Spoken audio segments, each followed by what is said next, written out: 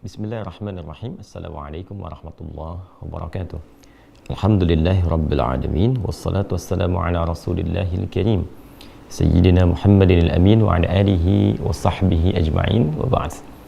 Saudara-saudariku, semoga di subuh ini, khususnya dari Indonesia, waktu bagian barat, dan tentunya terhubung dari berbagai tempat yang boleh jadi terdapat perbedaan waktu saat kita terhubung saat ini, namun demikian tidak menghalangi kita untuk bersyukur pada Allah Subhanahu wa Ta'ala bahwa kita diberikan kesempatan untuk berkehidupan. Semoga kita senantiasa dibimbing, dirahmati dan dimuliakan oleh Allah Subhanahu wa Ta'ala.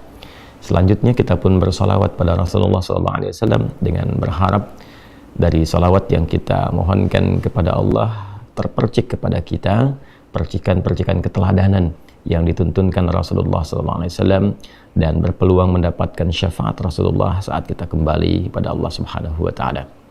Saat ini kita akan mencoba menyambungkan kembali pembelajaran kurikulum kita di MIRA, Ma'had Islam Rafiah Akhyar, dalam pembelajaran kurikulum online yang insya Allah seperti kami seringkali sampaikan dan tegaskan, beberapa waktu ke depan setelah ada penyesuaian di pembangunan pesantren, kita akan mulai masuk pada kurikulum pembelajaran yang tersusun sesuai dengan jurusan-jurusan yang telah dipilih. Sudah ada 5-6 spesialisasi ya, yang sebelum pandemi bahkan kita telah belajar offline.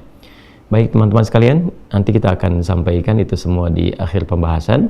Kita akan melanjutkan terlebih dahulu materi yang telah kita kurikulumkan dari pembahasan seputar akidah. Kemudian setelah itu kita masuk ke bab salat ya. Bagi yang baru bergabung, teman-teman dipersilahkan untuk merujuk kajian yang telah kita uraikan sedemikian detail insyaallah di pertemuan-pertemuan yang lampau. Khususnya kita sediakan satu kanal pembelajaran di channel YouTube MIRA Ma'had Islam Rafiah Akhyar.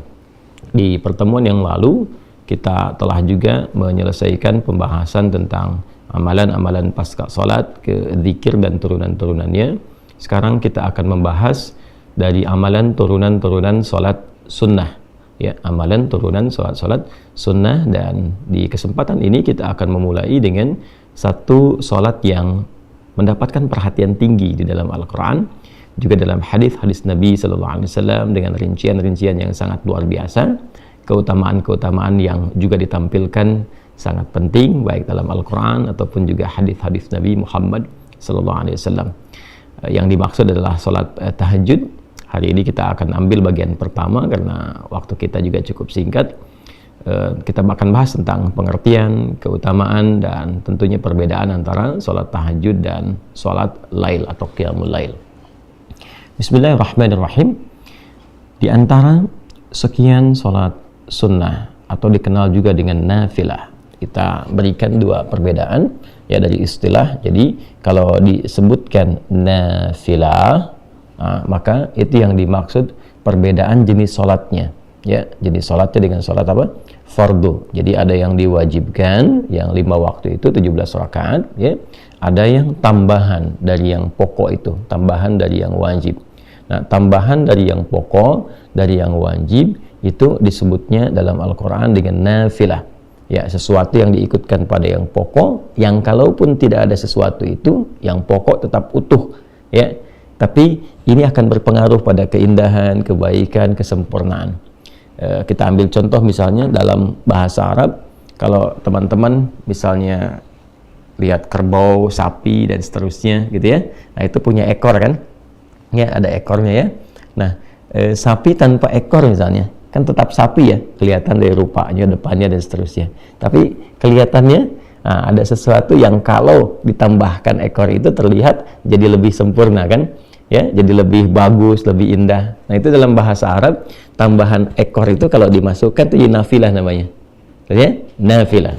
Baik, jadi sesuatu yang bertambah pada yang pokok, ditambahkan pada yang pokok, yang dengan tambahan itu menjadikan kesempurnaan itu menjadi bertambah, lebih baik, lebih bagus ya, disebut dengan apa? Nafilah. Jadi di dalam Al-Quran kita akan dapati salat yang menjadi tambahan tambahan pada yang pokok, ya. Yang pokok ini ada yang fardu atau kita kenal dengan wajib, salat wajib. Ini yang 5 waktu, 17 rakaat. Ya. Sementara yang dimaksudkan tambahan dari yang pokok, harap digarisbawahi, bukan menambah bilangan yang pokok. Ya, dari 5 jadi 6, dari 17 misalnya jadi 18 atau 20. Tidak, bukan itu yang dimaksudkan. Tambahan dari yang pokok itu disebut dengan nafilah. Ya. Ya.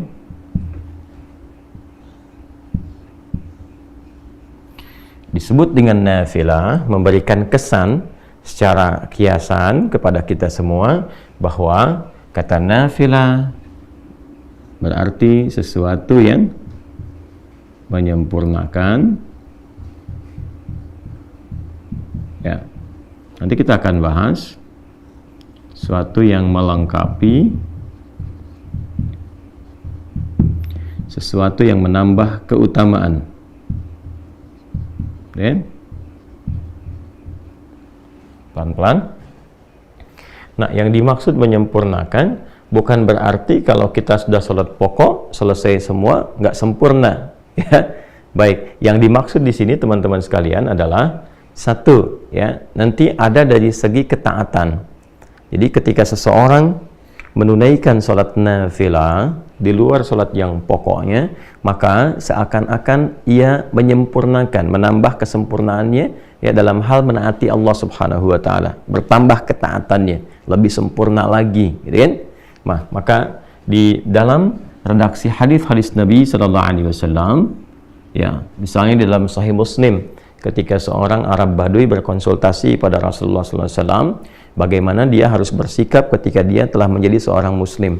Ya, ini barangkali juga bisa dijadikan panduan sebagai fikih, ya, fikih untuk para muallaf misalnya, atau juga fikih untuk orang-orang yang berada di situasi-situasi tidak ideal, ya, untuk menunaikan amalan-amalan yang luas sifatnya. Ya, jadi Nabi SAW memberikan pesan kepada orang ini, karena orang Baduy ini, ya, tinggal di tempat yang tidak biasa, nggak setiap waktu bisa menemukan masjid, nggak setiap saat bisa bangun malam karena dia pindah-pindah, mungkin kena badai, mungkin dingin dan sebagainya. Jadi Nabi mengajarkan kepada orang ini ketika dia bertanya, "Ya Rasulullah, ajarkan, tunjukkan padaku amalan yang singkat, padat, tapi berpotensi memasukkan aku ke surga." Kan? Nabi SAW mengajarkan, ya, engkau tunaikan sholat yang pokok. Allah mewajibkan kepadamu 5 waktu, ya, silahkan tunaikan. Illa antatawwa, kecuali engkau ingin menambah ketaatan kepada Allah, ingin menyempurnakan ketaatanmu, tambah lagi, maka silahkan tambahkan tatawwu namanya, ya, tambahkan ketaatanmu. Illa antatawwa, tatawwu. Nah, tatawwu ini berbentuk sifat, ya, asalnya dari kata taat, ta'atun. Tatawwa ya tatawwu tatawwuan, kata dasar akarnya adalah taat, ya. Jadi ketika seorang menambah ketaatannya kepada Allah dengan menambahkan amalan-amalan di luar yang pokok, di luar yang fardu, seperti hadis tadi ketika Nabi mengatakan kalau engkau pengen tambah ketaatan, silahkan tunaikan yang sunnah-sunnah, ya. Maka dengan menambah tambahan-tambahan di luar yang pokok itu, dia sedang menyempurnakan ketaatannya kepada Allah Subhanahu wa Ta'ala. Jadi salat nafilah di luar salat pokok disebut dengan nafilah karena menyempurnakan ketaatannya kepada Allah Subhanahu wa Ta'ala. Jelas sampai sini, ya? Baik, jadi telah kita temukan dalam Al-Quran juga dalam hadisnya. Dalam Al-Quran tentang nafilah, kita langsung turunkan Quran di pokoknya surah ke-17 misalnya, Al-Isra di ayat yang ke-79. Wa minal laili fatahajjad bihi nafilatan laka. Dan di antara sebagian malam itu, jika engkau ingin bangun menunaikan ibadah, menyempurnakan ibadah ketaatanmu kepada Allah di waktu malam, silahkan tunaikan tahajud, dan itu termasuk nafilah. Ya kan? Ketika disebutkan nafilah, menyempurnakan amalan pokokmu. menyempurnakan ketaatan, maksudnya ya menambah ketaatan pada Allah Subhanahu wa taala. Yang kedua, melengkapi. Apa yang dimaksud dengan melengkapi di sini? Ya, yang dimaksud bukan melengkapi jumlah bilangan rakaatnya. Kan? Jadi bukan berarti oh ini ada yang kurang, tambahkan. Jadi kalau saya misalnya lupa sholat subuh, gitu kan? Tadi karena terlalu ngantuk misalnya ditunaikan 1 rakaat dan juga lupa tidak sujud sahwi dan seterusnya, kan? Nah, itu babnya berbeda, bukan ditambah dengan sholat sunnah. Ya, nanti ada tambahan-tambahan untuk melengkapi bilangan-bilangan yang pokok itu, ya, entah itu nanti dengan mengulang kembali kalau diduga yang pertama ditunaikan itu memang betul-betul tidak khusyuk, tidak maksimal sehingga mengeluarkan dari sifat-sifat benarnya menunaikan sholat, ya, atau nanti ada mekanisme lain yang tidak sama dengan amalan-amalan yang nafilah. Maka yang dimaksud di sini adalah melengkapi kekurangan-kekurangan sifat, ya, yang terkait dengan satu bisa kekhusyuan, ya kan? Nah, boleh jadi ketika menunaikan sholat tadi misalnya sholat subuh waktu Indonesia bagian barat, ya kan? Ya, ada dari kita 2 rakaat itu dapat khusyuknya misalnya 1,5 rakaat. Nah, sebagiannya ada yang menerawang kemana dan sebagainya, ya kan? Ya, ada yang dapat khusyuknya misalnya 1 rakaat dan sebagainya. Nah, yang menyempurnakan, melengkapi dalam konteks ini kekhusyuan yang dimaksudkan sehingga pahala yang didapatkan ya tetap disempurnakan dengan amalan-amalan ini, kurangnya dicari dengan nafilah, kurangnya dicari dengan nafilah. Nah, inilah fungsinya disebut dengan nafilah, menyempurnakan, melengkapi ya nilai-nilai yang terdapat dalam amalan fardu yang dirasakan kurang, seperti halnya apa? Kekhusyuan, atau juga dalam konteks pahala. Ya, hadisnya sangat viral sekali, masih ingat ya? Inna awwala ma yuhasabu bihil abdu yawmal qiyamati as-salah. Ya, sungguh amalan pertama yang akan dihisab di hari kiamat itu, kata Nabi sallallahu alaihi wasallam, adalah salatnya. Idza salahat salaha sairu amali wa idza fasadat fasada sairu amali. Jika salatnya terindikasi baik, maka ini memberikan sinyal yang baik bagi amal-amal lainnya. Namun jika salatnya bermasalah, maka ini memberikan kesan ada persoalan pula di amal-amal yang lainnya.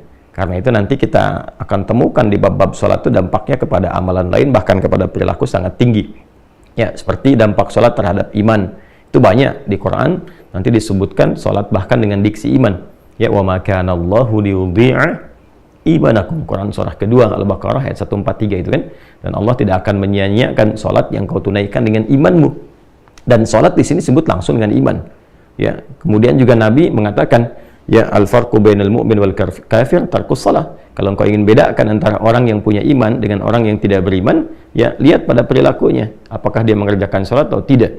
Nah, jadi ada pengaruh salat kepada aspek keimanan. Ya, nanti ada pengaruh salat pada perilaku. Quran surah ke-29 ayat 45 itu ya, innas salata tanha 'anil fahsya wal munkar. Jadi kalau seseorang itu benar menunaikan salatnya, bagus dia, maka akan terlihat dampak perilaku pada kehidupannya. Orang salat lebih baik perilakunya, lebih tertata, dia beraktivitas, lebih bisa menjaga bagian tubuh dia dari ujung kepala sampai ujung kaki. Intinya dia banyak berbuat kebaikan. Sehingga dari kebaikan ini dia bisa mengatur amal-amal turunan yang lainnya. Udah pasti tuh kalau sholatnya benar, dia pasti bercita-cita pengen haji, pengen umrah, dia pasti ingin berzakat, kan? Dia pasti ingin dekat dengan Al-Quran. Jadi modal pertamanya sholat. Itulah sebabnya kenapa anak-anak di usia 7 sampai 10 tahun pendidikan dasarnya sholat. Ya, bukan manasik ya. Walaupun tidak salah anak-anak TK, SD diajarin manasik, tapi yang diperkuat sholatnya dulu ya. Sholatnya dulu itu yang fokusnya, teman-teman sekalian. Nah, kembali ke sini ya. Dari hadisnya nanti kalau kita akan teruskan, ketika seorang hamba terlihat bahwa dalam sholat pokok yang ia tunaikan itu ada yang kurang maksimal dari kehusyuannya, sehingga pahala yang diraih pun tidak optimal, maka Allah perintahkan kepada malaikat untuk melengkapi itu semua dengan catatan sholat-sholat nafilahnya. Ya, sholat-sholat apa? Nafilahnya. Nah, karena itulah kemudian dalam konteks ini sholat-sholat yang nafilah yang menyempurnakan ketaatan kepada Allah Subhanahu wa taala juga dihukumi dengan sunnah. Nah, sunnah. Jadi kalau kita ngaji ya di turunan bab fikih, khususnya dimasuk di bab usul fikih. Ya, jadi nanti di fikih itu produk hukumnya. bagaimana kita mengonstruksikan dalil-dalil menjadi sebuah produk hukum. Al-Quran itu kan dalil hukum, hadis dalil hukum, nanti ada ijma', ada qiyas. Ya, ketika kita mendapatkan satu persoalan, melihat sumber hukumnya. Nah, sumber hukum ini ketika kita ingin meramu ini, ya, mengkonstruksikan persoalannya sehingga mendapatkan dari sumber hukum ini isyarat hukum, maka ilmunya yang mengatur itu fikih namanya, sehingga keluarlah produk hukum. Apakah ini halal, ini haram, dan sebagainya. Tentu merumuskan ini nggak sembarangan. Ada petunjuknya. Di Islam itu lengkap sekali. Jadi ada langsung petunjuknya dari Nabi Shallallahu Alaihi Wasallam. Begini cara merumuskannya, seperti ini cara menetapkannya, menentukannya, dan sebagainya. Dari mulai bagaimana Nabi memberikan penjelasan untuk memahami tafsir Al-Quran, lalu menerangkan kepada kita dan menunjukkan begini menafsirkan dan mempraktekannya lewat hadis, dan setelah itu menguji sahabat bagaimana kemampuan mengkonfigurasikan dan memitigasikan persoalan-persoalan untuk diberikan pandangan hukum. Ya, seperti kasusnya sahabat Mu'adz bin Jabal radhiyallahu taala anhu ketika beliau diutus ke Yaman oleh Nabi sallallahu alaihi wasallam untuk menyampaikan dan menebarkan risalah Islam. Maka kepada Mu'adz bin Jabal, Nabi mengetes beliau sebelum berangkat, ya, mencoba untuk mengkonfigurasikan pemahamannya benar nggak ketika berangkat ini, dites dulu. Nah, itulah tugasnya para dai sebelum berangkat tuh, lengkapi diri dengan pengetahuan, kemampuan juga untuk memahami sumber-sumber hukum Islam, ya, sehingga Nabi memastikan kalau engkau nanti ingin memutuskan perkara, bagaimana caramu melakukannya. Maka kata Mu'adz, saya akan melandaskan semua apa yang akan saya jawab itu, pertama saya lihat sumber hukumnya dari Al-Quran, ya, setelah itu dari mana? Ya, dari hadis. Setelah itu kalau engkau ingin memutuskan itu, engkau tidak dapat langsung lihat dalilnya spesifik di Quran, juga di hadis, bagaimana? Ya, ana ajtahidu bira'i, kata beliau, saya menggunakan pendekatan, ya, pemahaman saya yang bersumber dari Al-Quran dengan hadis. Jadi dikonfigurasikan, oh ini seperti ini nih memahaminya, ini ada ayatnya, ini ada hadisnya, lihat isyaratnya kemana, begini hukumnya.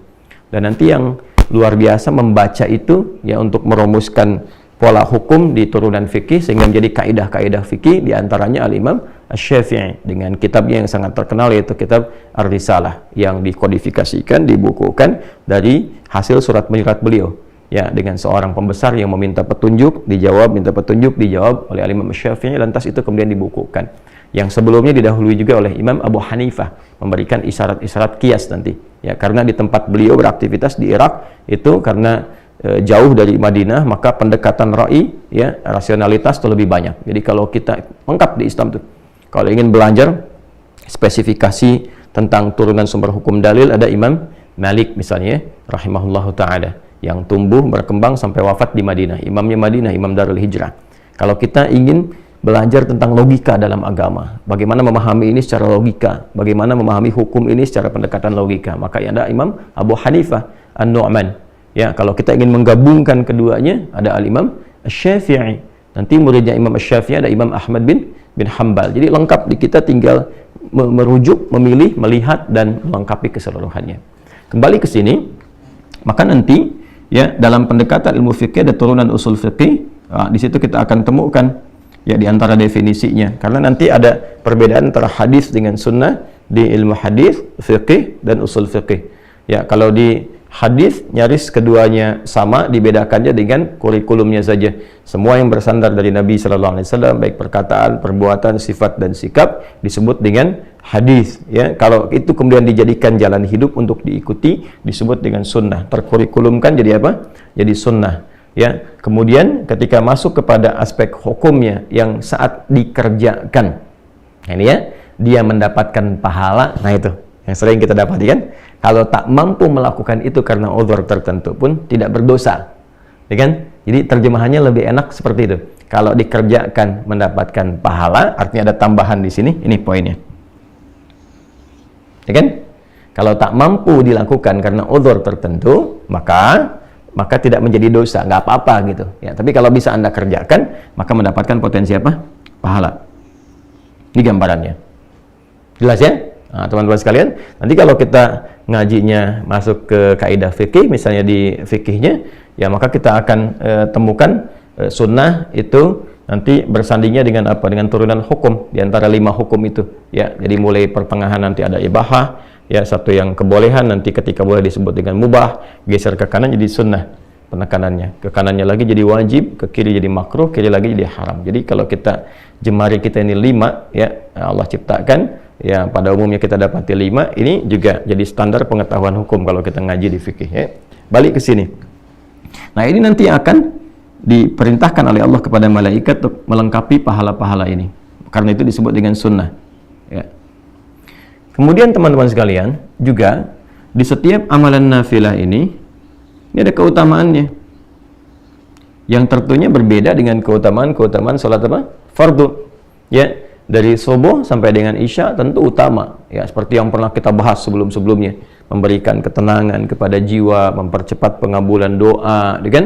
Merubah perilaku jadi lebih baik. Itu amalan-amalan sholat fardu. Jadi sholatnya 5 waktu, keutamaannya yang pokok juga 5. Pernah kita uraikan, silakan rujuk kembali.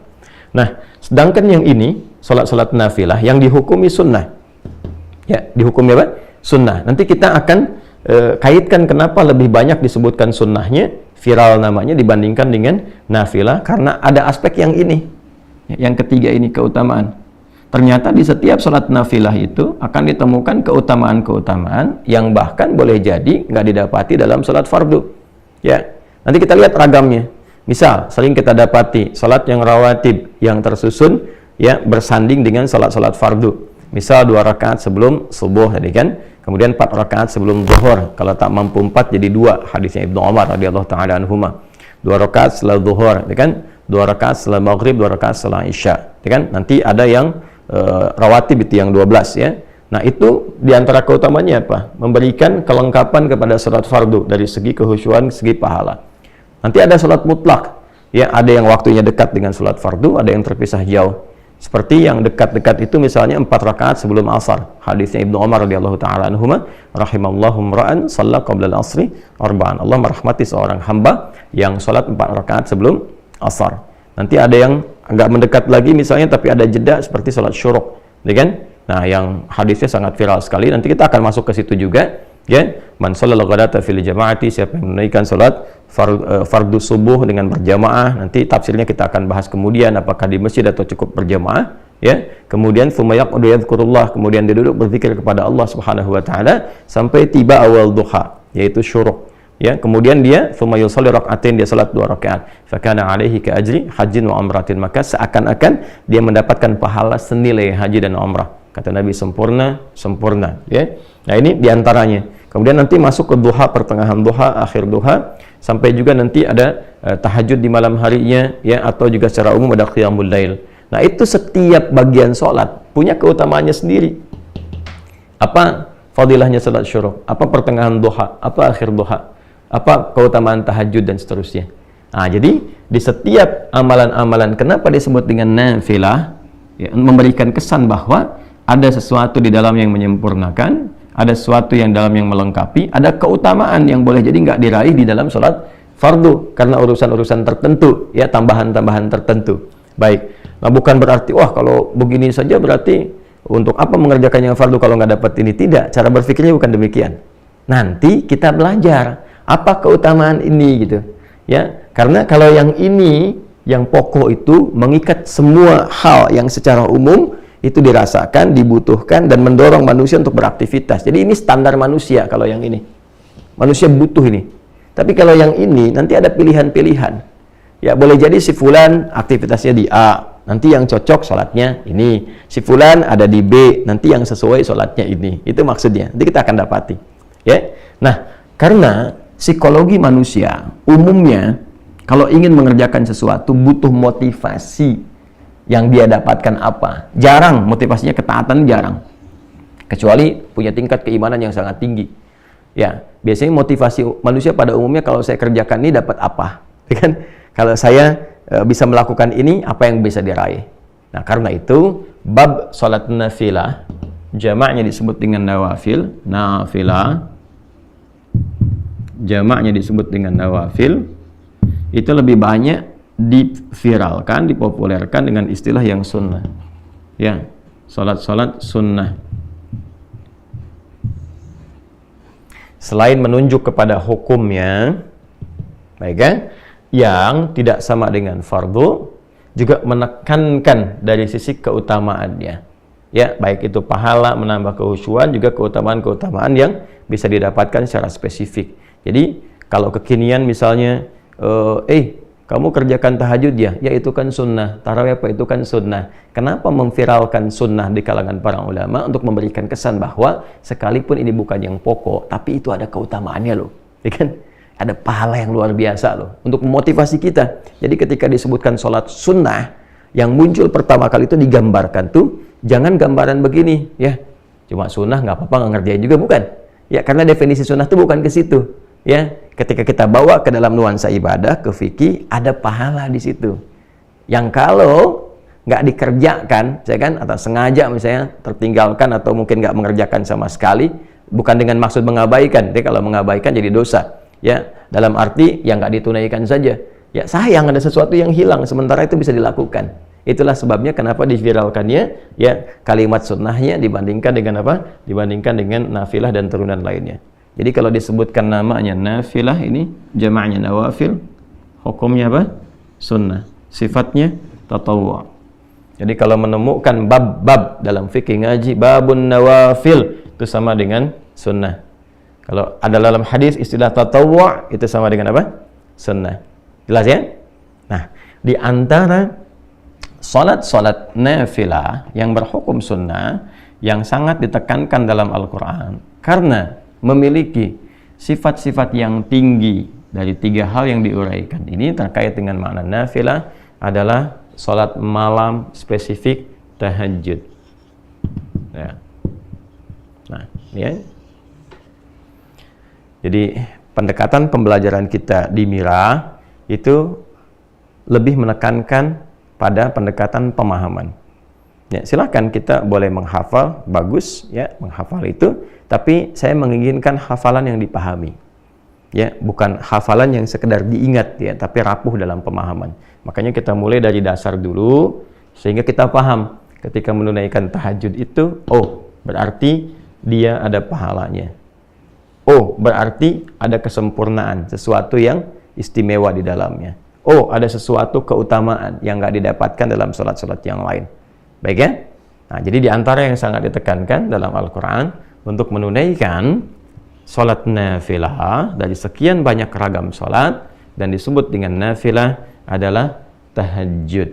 Baik, dalilnya Quran surah 17 ayat 79. Wa minal laili, kan? Baik, wa minal lail fatahajjad bih.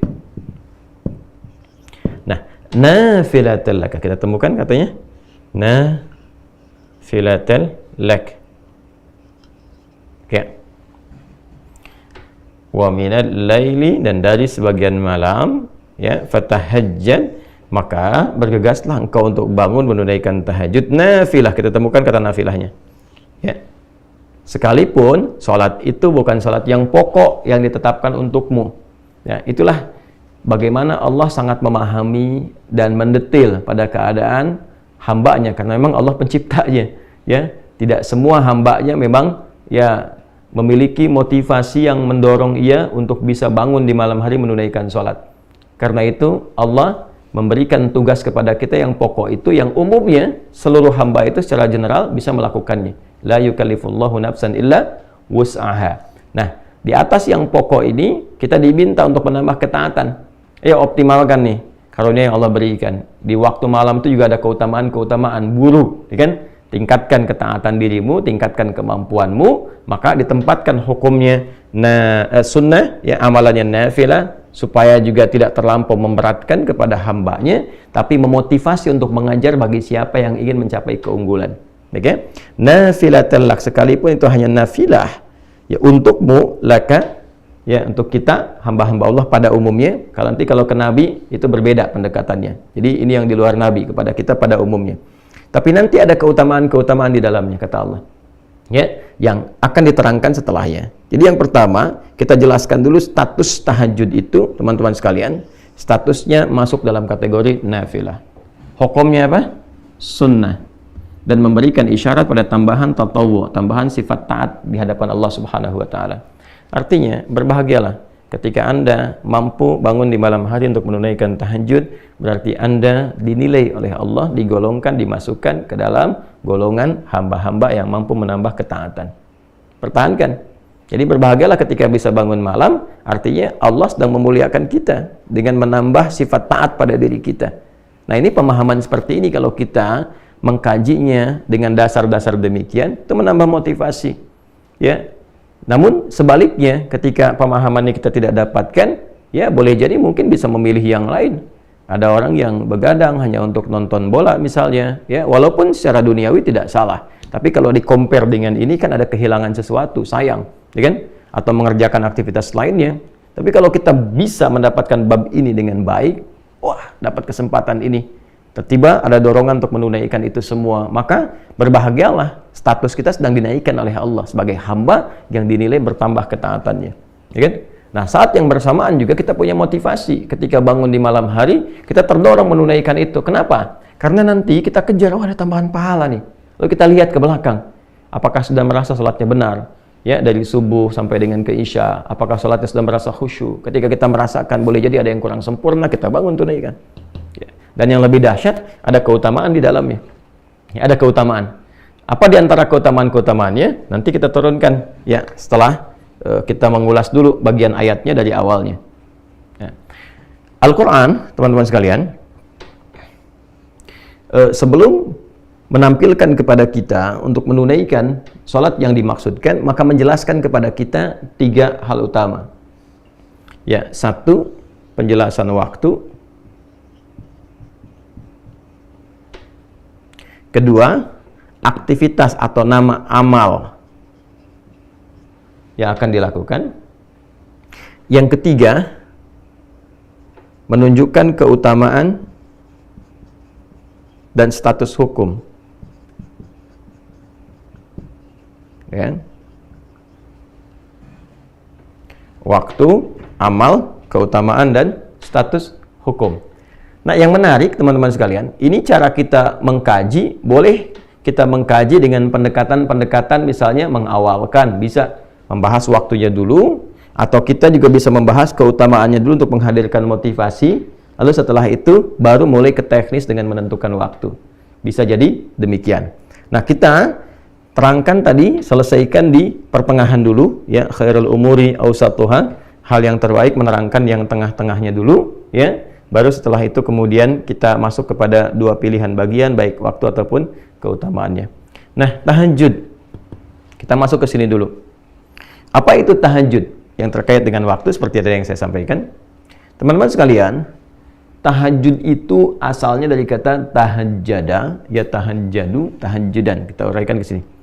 Ya, saya mesti menguraikan dari turunan yang lebih detail karena kalau saya langsung ke pokok katanya, boleh jadi ada sebagian teman-teman yang mungkin mengawali pembelajaran di ilmu shorof, di tasrif, gitu kan, tidak ke ilmu lughah, ke atasnya belum sampai, ya tidak ke pokok, sehingga terjadi di situ lompatan-lompatan yang kadang-kadang mungkin dari sebagian teman-teman tidak sampai ke sana, ya, karena alhamdulillah kita kan memulai juga dengan spesialisasi bahasa Arab, gitu ya. Kayak kalau saya bilang nanti langsung dari hajada, boleh jadi yang belajar tasrifnya dari shorof belum ke lughah yang agak ke atas sedikit menyimpulkan salah misalnya, ya, maka kita urutkan secara agak lebih mendetil.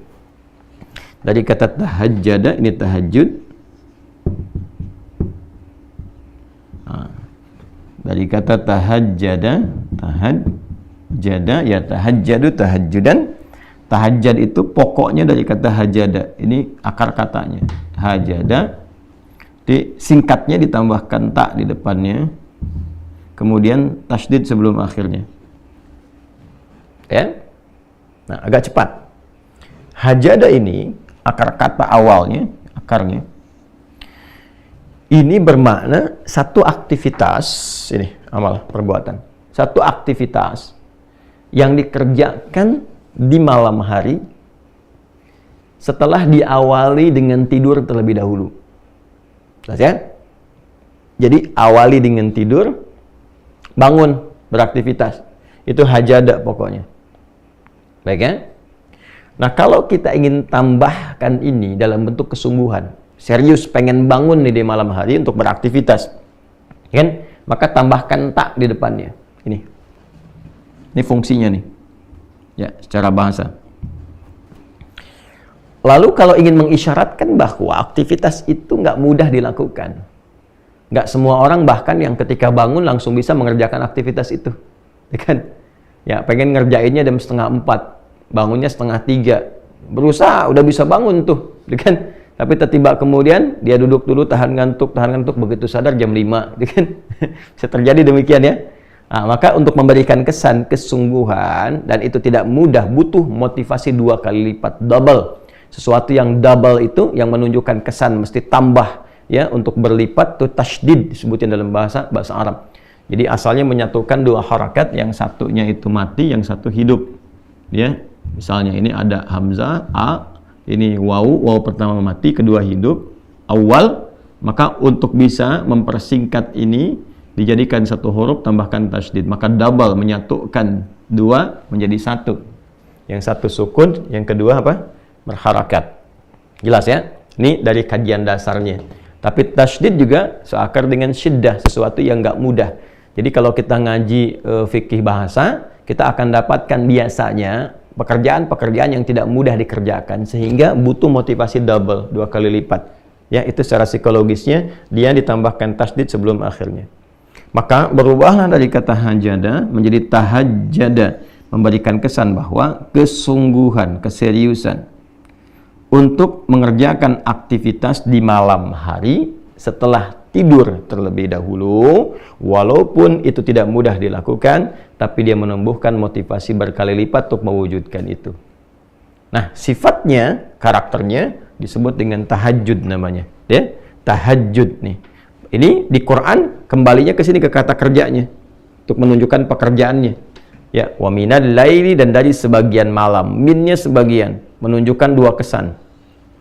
Ya, kesan pertama, nggak harus semalam suntuk penuh untuk menunaikan ibadah ini. Ya, cukup sebagiannya lah yang Anda pandang Anda bisa mengerjakan itu secara ideal, sesuai dengan kelapangan Anda. Ya, misalnya kalau Bang ada Isya istirahat, sekarang jam 8, misalnya istirahat jam 9, ya, bangun di pertengahan malamnya, dengan memberikan kesan bahwa ya saya bisa bangun jam 1 misalnya, silahkan kerjakan. Jam 2 misalnya, silahkan.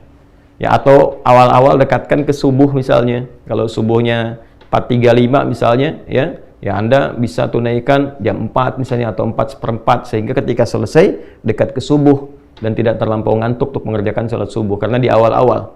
Ya, ini kesan min yang didapatkan, teman-teman sekalian. Ya, wa minal laili, dan dari sebagian malam, gak harus semua di waktu malam kemudian Anda gunakan untuk mengerjakan itu. Ya, jadi ini kesannya. Nah, yang paling menarik adalah supaya kita nggak terlampau lompat, kembali ke sini. Fa. Jadi kalau ada fa itu memberikan kesan bahwa ini sesuatu yang penting, sehingga cepat dieksekusi, tidak ditunggu-tunggu, tidak dilama-lama. Ya, jadi kalau sudah bangun, teman-teman sekalian, di malam hari itu siapkan diri dengan baik. Misalnya pengen bangun jam 3:30, pasang alarm dulu kan, 3 kali ya seperti biasa, 2:30, jam 3, jam 3:04. Alarm pertama matikan, alarm kedua siap-siap, yang ketiga sudah ya ready lah ya untuk persiapan itu. Maka kalau sudah siap itu pakai fa, cepat segera tunaikan, jangan pakai jeda gitu, langsung eksekusi. Kemudian ta, ya serius dah, maka cepatlah bersungguh-sungguh kan untuk menunaikan sholat. Ya kan? Bangun, tunaikan sholat, sekalipun tidak mudah kerjakan, tumbuhkan motivasimu 2 kali lipat, lebih dari yang biasanya untuk mengerjakan itu. Itu cara memahaminya. Ya, dan dari sebagian malam, gak harus sepenuh malam kau kerjakan itu. Ya kan? Silahkan, cepatlah engkau bisa bangun, walaupun itu tak mudah untuk kau kerjakan. Cepat kejar dengan serius, ya kan?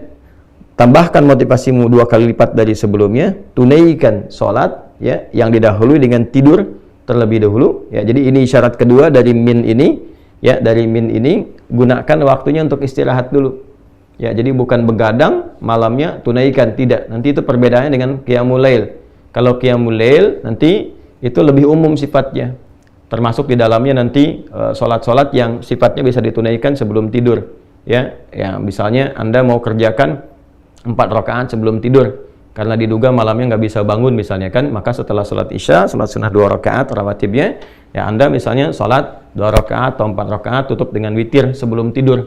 Nah, itu masuknya kategorinya qiyamul lail, bukan tahajud. Ya, qiyamul lail bukan tahajud. Itu perbedaan qiyamul lail dengan tahajud. Jadi kalau qiyamul lail itu sifatnya lebih umum. Ya, salat yang ditunaikan dari mulai ba'da isya sampai menjelang sahar. Ya, karena lail itu waktunya nah kita masuk sini aja biar kita padukan.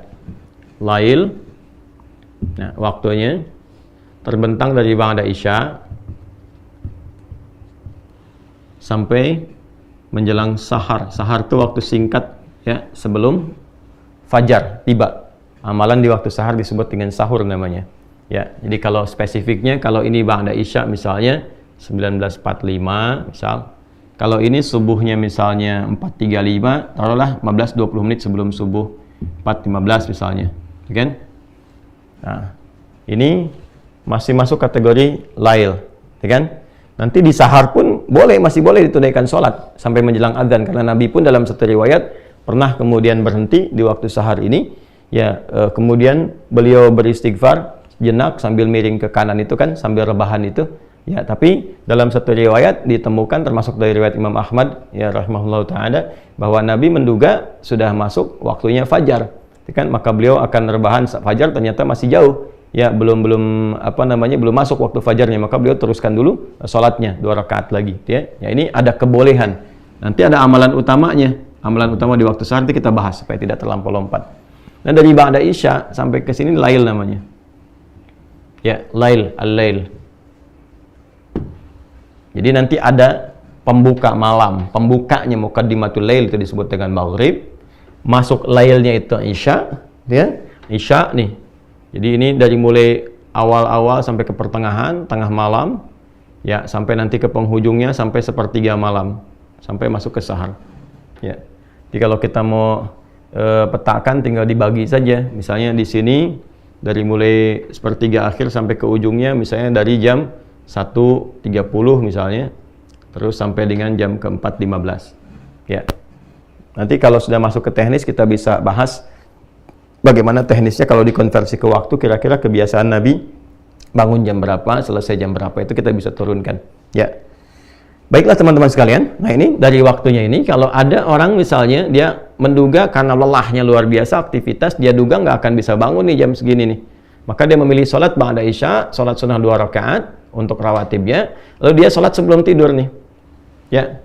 Apakah dia witir misalnya? Ya, yang dia tunaikan langsung 3 rakaat misalnya, 1 atau 3, atau dia sholat pendahuluan dulu 2 rakaat ya, atau 4 rakaat lalu dia witir misalnya 1 rakaat ya, maka itu masuknya kategorinya sholat yang disebut dengan qiyam ya, turunan dari kata aqama yuqimu, diambil dari kata qama, sifatnya disebut dengan qiyam ya. Maka yang ditunaikan di malam hari sifatnya waktu malam, waktunya malam, maka disebut dengan qiyamul lail ya, atau disebut juga dengan sholatul lail. Nah, biasanya kalau sudah sholatul lail spesifik nanti nama lain dari tahajud. Tapi kalau qiyamul lail masih umum. Jelas ya, teman-teman sekalian ya? Jelas ya? Nah, jadi kalau kita kembali ke sini, teman-teman sekalian, kalau ada istilah qiyamul lail, qiyam itu masih umum sifatnya.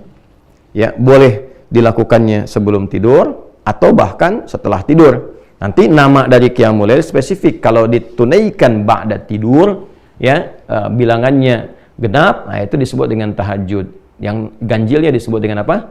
Witir.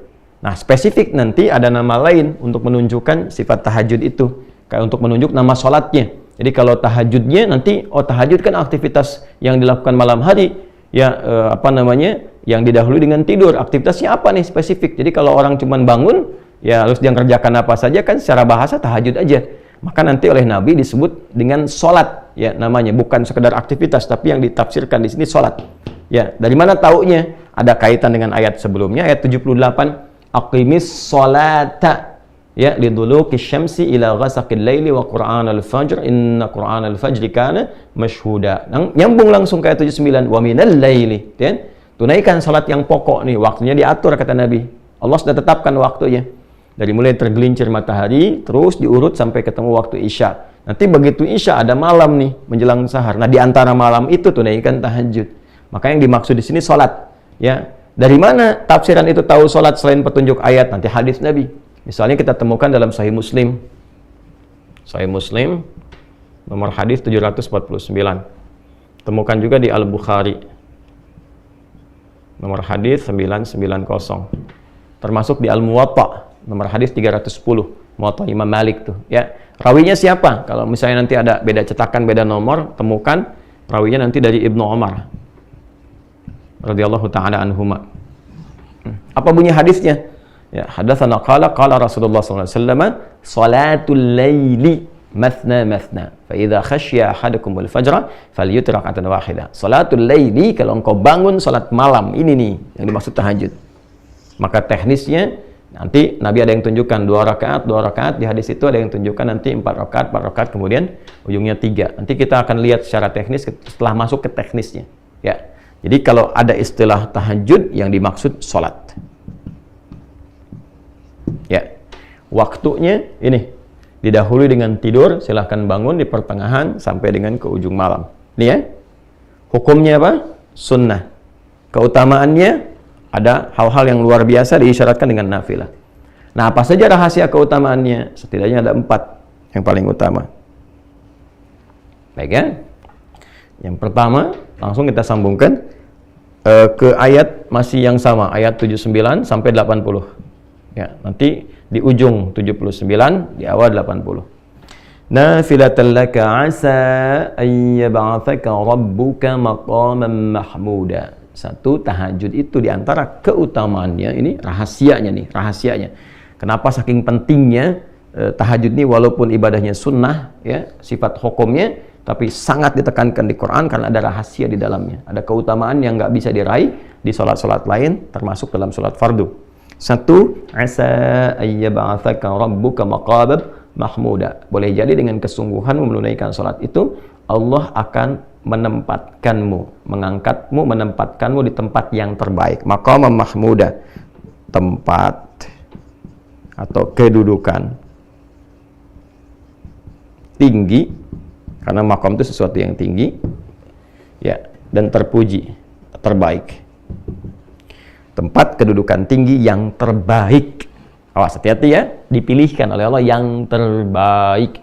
Ya, maqam itu, teman-teman, itu punya 2 arti spesifik. Bisa dia real, tempat yang tinggi, yang terhormat, ya, atau juga menunjukkan sifat. Jadi dia bukan tempat dalam arti punya ketinggian, tidak, tapi sesuatu, boleh jadi juga pijakan, tapi dari situ menunjukkan satu perbuatan yang baik yang mengantarkan pada kedudukan tinggi.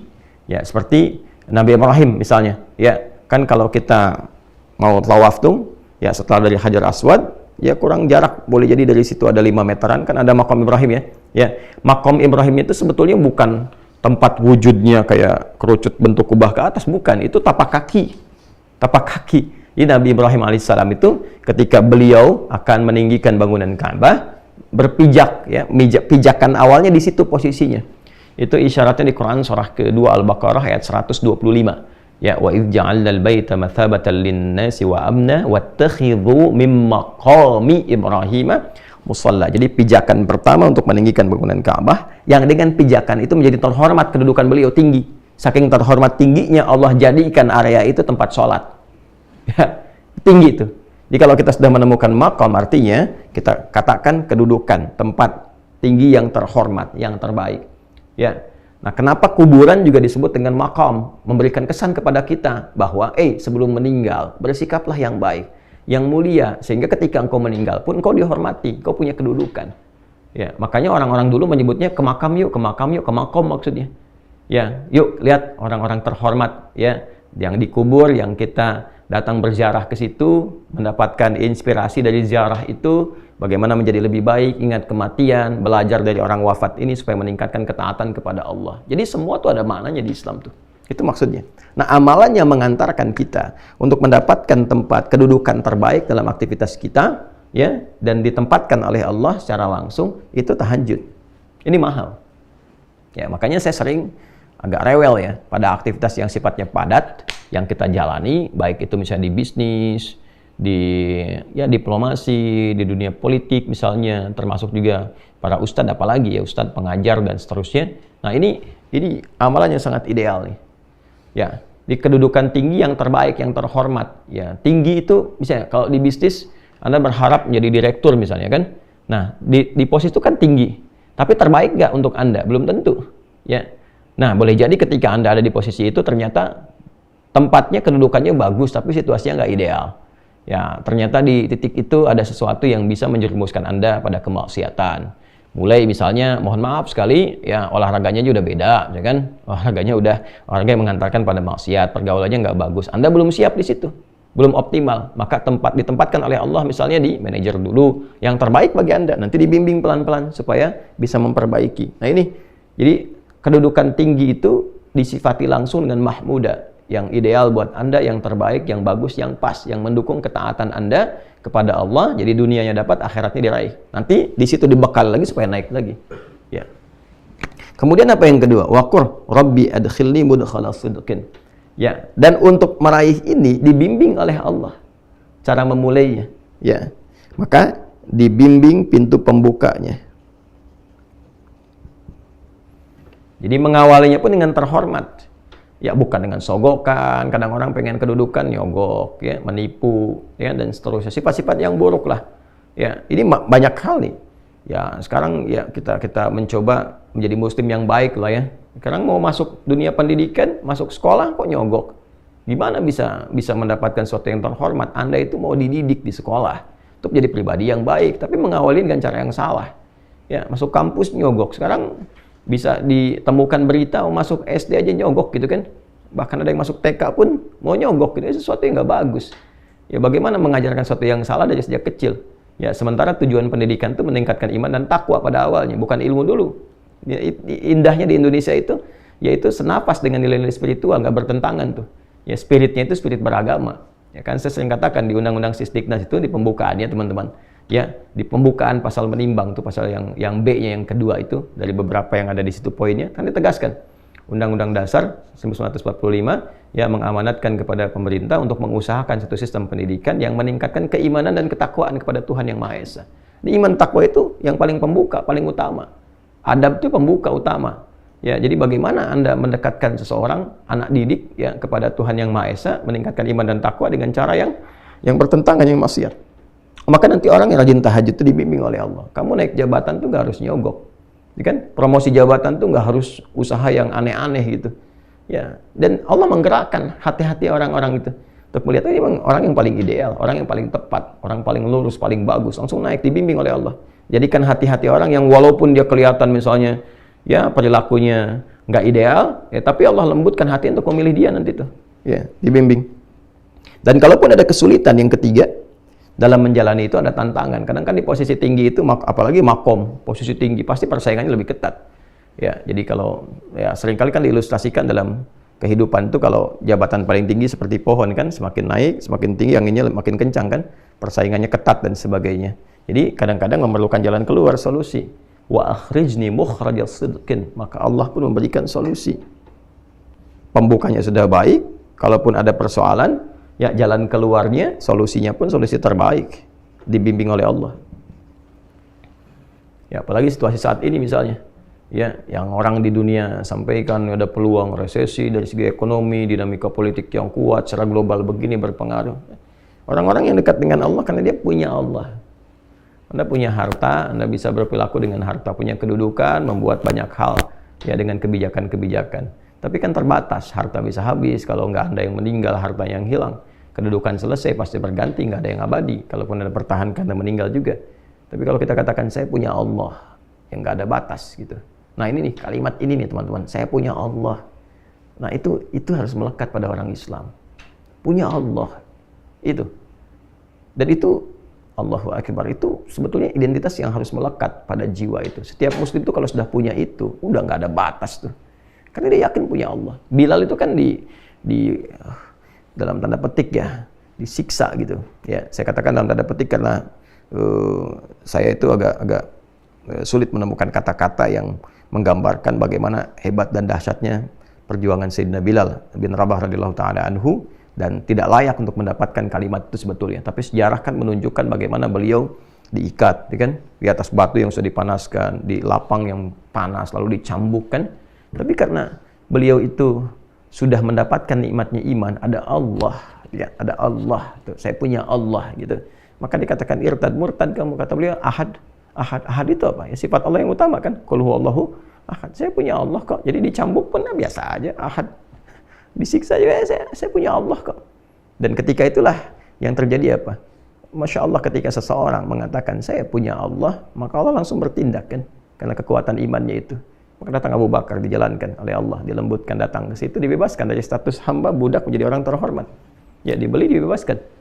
Ya, sangat terhormat. Nah ini, kalau kita punya prinsip seperti itu, maka insya Allah perbuatan-perbuatan buruk itu akan menepi dengan sendirinya. Tidak ada hal-hal yang buruk yang akan menyertai sesuatu yang didekatkan kepada Allah. Dengan sifat apapun, Anda pejabat, kalau Anda mengatakan saya punya Allah, Anda nggak akan korupsi. Anda menempuh jalan yang benar.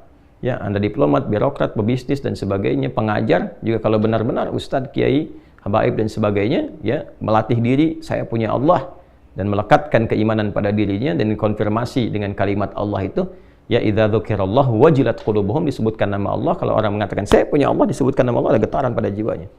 Ya, makin tinggi makin bisa menggetarkan nanti. Maka sumpahnya nggak main-main, ketika demi Allah atau kalimat Allah saja sudah bisa menjatuhkan senjata, pedang dan sebagainya. Ya, kita berjuang dulu pakai kalimat takbir kan, Allahu Akbar, gentar musuh. Ya, Nabi mengatakan Allah, maka jatuh pedang yang sedang mengancam Nabi itu. Itu nggak main-main kalimat itu. Ya. Dan yang terakhir, ya, waj'alli min ladunka sultanan nasira, mendapatkan langsung pertolongan dari Allah. Nah, ini maksudnya tambahan dari yang ketiga. Dia dapat solusi, tapi kadang-kadang di posisi tinggi ini goncangannya nggak mudah, magnitudenya juga kencang. Kadang-kadang ada yang ingin menyingkirkan, menyungkurkan, mencelakakan dan sebagainya.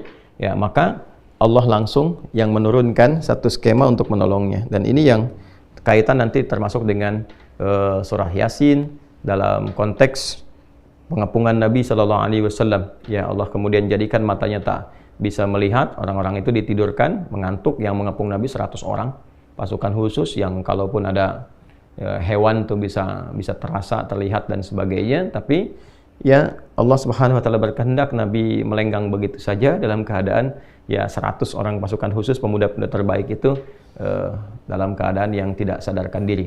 Ya, ini pertolongan yang Allah berikan. Jadi dalam kondisi-kondisi yang sifatnya padat, aktivitasnya kuat, dan juga tantangan serta dinamikanya juga cukup beragam dan tinggi, maka ada satu amalan, kurang lebih begitulah, yang rahasia amalan ini bisa memberikan pengantar, perlindungan, dan juga penjamin pada kesuksesan yang diharapkan. Amalan itu disebut dengan tahajud. Ya, disebut dengan tahajud karena satu, waktunya dikerjakan di waktu malam, setelah beristirahat terlebih dahulu, diawali dengan istirahat supaya lebih fresh, lebih segar ketika bangun di malam harinya. Kemudian yang kedua, tidak mudah melakukan ini karena keutamaannya juga banyak, maka butuh motivasi yang kuat, serius untuk menunaikan. Nah, di antara keutamaannya, yang pertama, Allah akan berkenan mengangkat, menempatkan hambanya yang konsisten menunaikan tahajud dengan baik dan benar ke posisi yang terhormat, yang terbaik, yang ideal untuknya. Kemudian Allah akan berikan bimbingan agar mengawali semua karir kegiatannya dengan cara terbaik, memberikan solusi terbaik, plus melindungi ia ketika ada yang mengancam atau mengganggu ia dalam beraktivitas berkehidupan dengan cara-cara yang Allah kehendaki untuk memuliakan hamba-hambanya. Ya, walaupun cara-cara itu mengantarkan kepada ajal misalnya dan sebagainya, tapi dia akan jadi orang terhormat. Ya, akan jadi orang terhormat yang dikenang, yang baik, yang mulia. Ya, kalau kematian kan kita nggak bisa tolak sesuai dengan ajal. Ya, tapi kita bisa berikhtiar bagaimana cara meninggal secara terhormat, sehingga ditempatkan bukan sekedar di kuburan, di makbarah, tapi di makom yang ketika dizarahi pun dengan cara-cara yang terhormat, menginspirasi dan diteladani. Jadi meninggal pun masih punya jariah gitu. Ya, nah ini gambarannya teman-teman, rahasia sholat tahajud. Nah, pertanyaannya belum selesai babnya. Nah, kalau sudah bangun bagaimana menunaikannya? Ya kan, dari mulai bangun, berwudu, kalau ada janabat mandi sampai menunaikan sholatnya seperti apa tuh? Ada teknisnya. Itu kita akan bahas di pertemuan selanjutnya. Alhamdulillah kurikulum Mira sudah berjalan kembali. Ya, pagi ini kita mulai. Ya teman-teman, Mira itu Ma'had Islam Rafi'i Akhyar. Punya dua sifat pendidikan. Satu, pendidikan yang formal, pembelajaran jenjang studinya terukur. Ya, yaitu tingkat pesantren. Alumninya dari SD, jadi setingkat SMP ke SMA. Nah, kita mulainya dari TK, dari PAUD, ya, pendidikan anak usia dini, akhyar. Jadi dari akhyar tuh diharapkan jadi sesuatu yang terbaik ya, di eranya, di usianya. Jadi dari mulai tingkatan itu kita hanya menerima 40 orang, naik ke atas tuh. Nah, nanti lulus TK diharapkan dia sudah punya dasar keislaman yang kokoh, ya sesuai dengan usianya. Jadi Qur'annya targetnya 5 juz, kemudian ada pendampingan ibadah, akhlak dan sebagainya. Masuk ke SD 6 tahun itu diharapkan 30 juz. Nanti selesai tinggal diinstal ilmunya. Ilmunya itulah yang di pesantren yang kita sebut Mira. Sekarang sedang kita bangun. Itu dari SMP sampai SMA. Kita siapkan skema. Jadi saya sedang nabung nih, selain ini wakaf. Masih ada peluang teman-teman. Silakan. Nanti insya Allah diharapkan akhir tahun ini sudah wujud gitu kan. Nah, kemudian mau menjelang Ramadan kita speed up supaya beberapa unit bisa selesai diibadahi terlebih dahulu sebelum digunakan. Ya, teman-teman masih ada peluang wakaf di nomor rekening 111 3 kali satunya 111 4444 4 kali 4-nya ya, kemudian 142 111 4444 142 10 digit di Bank Syariah Indonesia atas nama Ma'had Islam Rafiah Akhyar, Yayasan Ma'had Islam Rafiah Akhyar. Nanti yang formal itu bisa ditempati. Nah, kita juga sedang nabung supaya nanti bisa meringankan dan kita harapkan bisa gratis. Nah, setelah itu lulus S1, S2, S3 itu nerimanya 40 dari bawah tuh. Ya, nggak bisa masuk di tengah-tengah kecuali memenuhi kualifikasi dan kuota ada. Misalnya dari SD misalnya yang ke situ hanya 20 berarti dibuka untuk umum 20. Kalau 30 berarti ada 10 peluangnya. Nanti sebelum diterima 6 bulan paling cepatnya udah dimulai untuk mengkondisikan supaya levelnya sama dulu yang masuk dengan yang sudah ada supaya mudah untuk diberikan pendidikan. Nanti di situ kita spesifikasikan, mungkin ada yang bakatnya ke tafsir, ke hadis, ke fikih, diperdalam, nanti masuk ke atas S1, S2, S3 beasiswa. Kita sudah sekarang siapkan kerjasama dengan 19 negara. Ya. Nah, kemudian ada yang semi formalnya. Saya tidak sebut informal tapi semi formal karena tidak masuk secara sistem pendidikan seperti yang formal tapi pembelajaran jadi formal. Nah, inilah yang sekarang kita berlangsung online-nya yang Mira. Nah, Mira ini dibuat online-nya saat ini bagi teman-teman yang belum tahu dan ingin mendaftar ikut, langsung aja lihat di Uwah Corner tuh ya, langsung ke Uwah Corner, di situ ada paket pembelajarannya, ke situ masuk, kemudian install ya, kita terhubung seperti ini ya, nanti ada Zoom juga dan sebagainya, dan kita nggak ada SPP, nggak ada iuran, nggak ada apa-apa, cuman di awal itu daftar masuk Uwah Corner, ada paketnya, infak yang paket itu untuk belajar, selesai, setelah itu tersambung. Nah, nanti di luar ini yang offline-nya ada. Di mana belajarnya nanti di pesantren itu kalau udah selesai. Nanti ada undangan tuh. Jadi begitu santri istirahat di akhir pekan, nah ini yang masuk sesuai profesi. Makanya nanti yang sudah aktifkan akun, mohon profesinya dicantumkan di situ. Nanti pasca Ramadan sudah masuk ke sana. Di kelas bisnis ada berapa orang, nanti dibagi nginap di sana. Ya, dan nggak bayar. Kan kita yang bangun juga. Gitu ya. Nah, jadi kalau saya kurang terbiasa kalau kajian misalnya ya taruhlah khusus, nggak salah ya, daurah misalnya spesifik di hotel atau apa dan sebagainya, nggak salah, silahkan. Cuma saya lebih ingin memfungsikan apa yang sudah ada, kita bangun, kita rencanakan supaya berkahnya lebih banyak ya, dan nggak ada bayar karena saya kan ngajar, kita berusaha untuk cari akhirat bukan cari dunia. Jadi kalau Anda mau infak ya infak ke tempatnya aja, untuk bangun, untuk apa, untuk kita fungsikan. Nanti kita makannya sama-sama, kita rasakan suasana kehidupan di pesantren ya kan, 2 malam misalnya selesai, nanti pekan berikutnya gantian dengan yang lain. Nah, itu yang dikurikulumkan. Nanti ada kelas di kesehatan, kedokteran, ada kelas di bisnis, ya, ada kelas dunia diplomasi, ada kelas ibu rumah tangga, ada kelas ilmuwan dan kelas pembelajar. Ya, termasuk yang dari luar negeri pun sudah kita beberapa ya, dengan Amerika, dengan beberapa yang lain. Nanti ada summer camp. Bisa nanti ikut di summer camp, programnya agak lama itu. Kalau bisa sebulan sampai 2 bulan. Jadi belajar tentang keislaman. Ya, dan disesuaikan dengan kebutuhannya. Jadi kalau dari luar negeri mau belajar boleh, nanti kalau sudah selesai kita siapkan tempat-tempatnya ya. Dan di kita insya Allah semangatnya untuk berislam dengan lebih baik. Nah, ini teman-teman sekalian, insya Allah kurikulum berjalan, mudah-mudahan esok hari juga kita siapkan bersambung dari apa yang telah kita bahas. Kemudian nanti kalau udah masuk bulan Maret, Miranya spesifik untuk Ramadan ya, persiapan Ramadan, karena nanti sudah akan masuk awal-awal ke Ramadan. Jadi sudah Sya'ban tuh, awal Maret itu sudah ke awal-awal menjelang pertengahan Sya'ban ya, nanti masuk 22 itu sudah akhir Sya'ban, 23 atau 24 nanti kita akan bahas tuh ya, untuk masuk awal Ramadan bersamaan dengan awal Ramadan. Jadi fikihnya kita siapkan dari awal supaya saat Ramadannya kita optimal ya. Dan yang kedua, informasi pentingnya teman-teman sekalian, kita sedang menyiapkan paket-paketnya untuk pembelajaran. Nanti ada juga kejutan, ada juga yang dari sekarang kita siapkan. Nah, untuk hafalan nih, kita udah tebarkan kemarin buku paket hafalannya, kita siapkan ke Sumbawa ada 2000 plus 300 ke pesantren di Amalelanya, jadi 2300. Kemudian di Bengkulu kita siapkan 2.000 ya. Lalu kita Riau juga kita berikan 1.000 ya. Kemudian juga ada di Sukabumi kemarin ya 100 paket kita berikan. Satu paket itu ada 3 buku. Nah, teman-teman yang pengen ikut ke visi ini, jadi kita berikan itu, kita sebarkan tuh secara gratis. Nanti pas Ramadan kita berikan kurikulum menghafal Quran selama Ramadan. Paketnya udah ada, tinggal dikasih bimbingan terkoneksi ya. Nah, itu kita mau bagikan gratis teman-teman. Jadi kalau mau ikutan teman-teman bisa ke rekening, lihat deskripsi aja ya.